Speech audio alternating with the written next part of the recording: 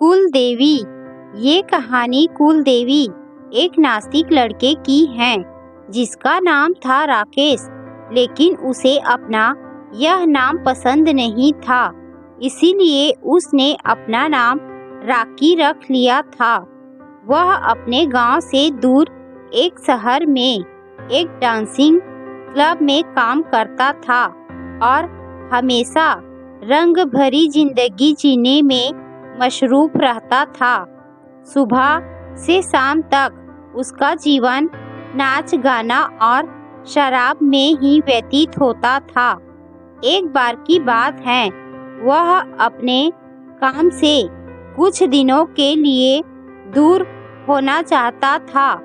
दरअसल वह शोर शराबे वाली जिंदगी से बोर होने लगा था और वह अपने जीवन में कुछ बदलाव ढूंढ रहा था, लेकिन उसके गांव के अलावा और कोई दूसरा स्थान नहीं था जहां वह जा सके। तभी राकी अपने दादाजी के बने गांव के घर में जाना तय करता है और कुछ दिन वहीं रहने का विचार बनाता है। दरअसल कुछ साल पहले राकी के माता पिता इस दुनिया से जा चुके थे और वह अनाथ हो चुका था। उसका आगे पीछे कोई नहीं था। गांव जाना भी उसे अच्छा नहीं लग रहा था, लेकिन मजबूरीवश वह गांव के सफर पर निकल जाता है। जैसे ही वह गांव की सीमा रेखा में पहुंचता है, उसकी नज़र एक बरगद के पेड़ पर पड़ती है जिसके चारों तरफ लोगों का हुजूम लगा होता है और गांव के लोग बरगद के पेड़ को लाल कलर के चंदन से रंग रहे हैं। राकी को यह सब देखकर अजीब लगा। दरअसल वह इन सब मान्यताओं पर कोई यकीन नहीं करता था, उसे यह सब ढोंग लगता था। राकी गांव के अंदर अपने घर की ओर बढ़ जाता है और अपने घर पहुंचकर देखता है कि घर की हालत बहुत जर्जर हो चुकी थी, लेकिन फिर भी वह रहने लायक तो था ही। इसीलिए वह अंदर प्रवेश कर गया और साफ सफाई करके रहने लायक व्यवस्था बनाने में जुट गया। गांव में कुछ पड़ोसी इतने सालों के बाद इस घर को खुलते देखते हैं तो उस लड़के से पूछ बैठते हैं, बेटा तुम कौन हो? तब वह अपना परिचय देता है और कहता है, यह मेरे दादाजी का घर था। तभी वह अपने दादाजी का नाम बताता है।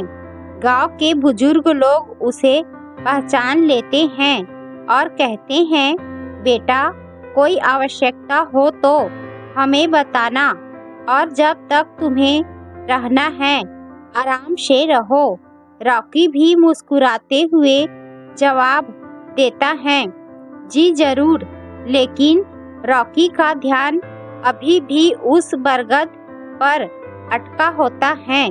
तभी रॉकी एक बुजुर्ग व्यक्ति के पास जाकर बरगद के पेड़ से जुड़ी हुई बातों को पूछता है, तो बुजुर्ग व्यक्ति बताते हैं कि वहाँ हमारी कुलदेवी हैं जिसकी पूजा हम हर महीने करते हैं और उन्हीं की वजह से इस गांव में खुशहाली बनी रहती है। बुजुर्ग व्यक्ति की बात सुनकर राकी जोर जोर से हंसने लगता है और कहता है, आज के ज़माने में भी आप लोग कितनी पिछड़ी हुई बातें कर रहे हो। आज कंप्यूटर का ज़माना आ चुका है, लेकिन आप लोगों को वही पुरानी रीति रिवाजों से फुर्सत नहीं है। रॉकी की ऐसी अपमानजनक बातें सुनकर बुजुर्ग को गुस्सा आ जाता है और वह रॉकी को बुरा भला कहता है।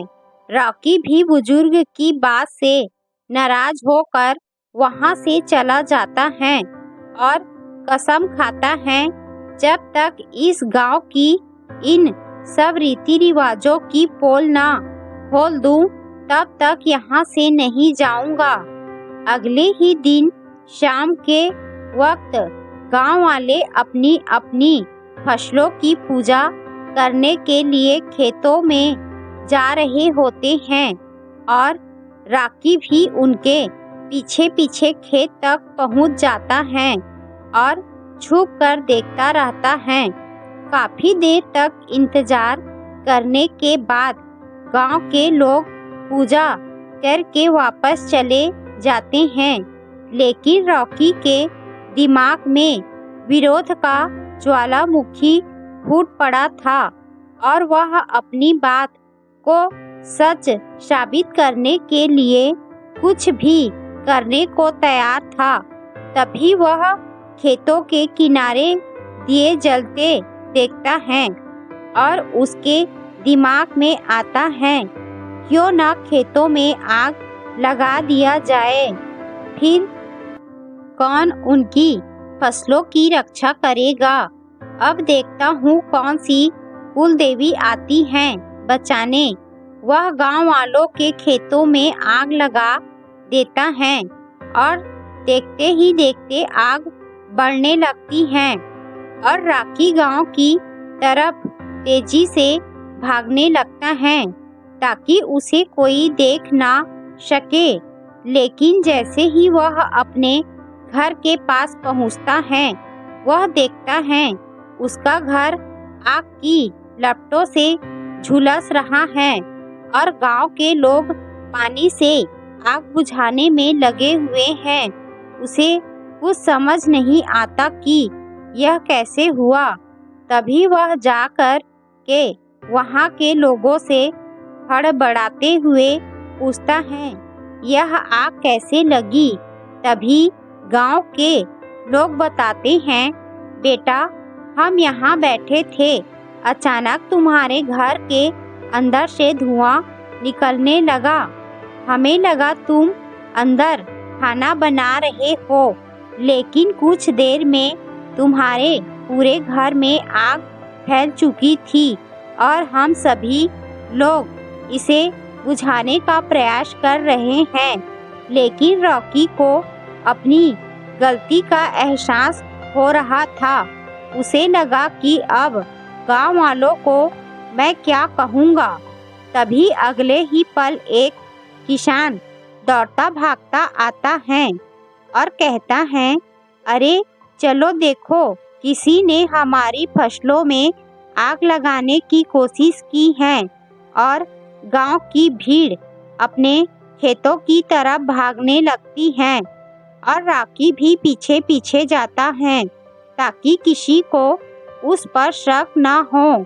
लेकिन जैसे ही रॉकी खेत के पास पहुंचता है, तो खेत पहले की तरह ही लहलहा रहे होते हैं और जो आग रॉकी ने लगाई थी वह केवल फसल के किनारे तक ही बढ़ी थी। रॉकी समझ चुका था, जरूर यह कुल देवी की महिमा है और वह उसी बुजुर्ग के पैरों में गिर जाता है जिससे उसकी बहस हुई थी और सारी बात बता देता है। गांव वाले भी उसे उसकी नादानी के लिए क्षमा कर देते हैं। अगले ही दिन रॉकी कुल देवी के उस बरगद के वृक्ष के नीचे जाकर गांव की सरपंच के अनुसार पूजा करता है और हाथ जोड़कर कुल देवी से अपने अच्छे भविष्य की कामना करता है और इसी के साथ वह गांव को छोड़कर चला जाता है। लेकिन इस घटना ने एक नास्तिक व्यक्ति को आस्था से जोड़ दिया था, जो कि कुल देवी का ही प्रताप था।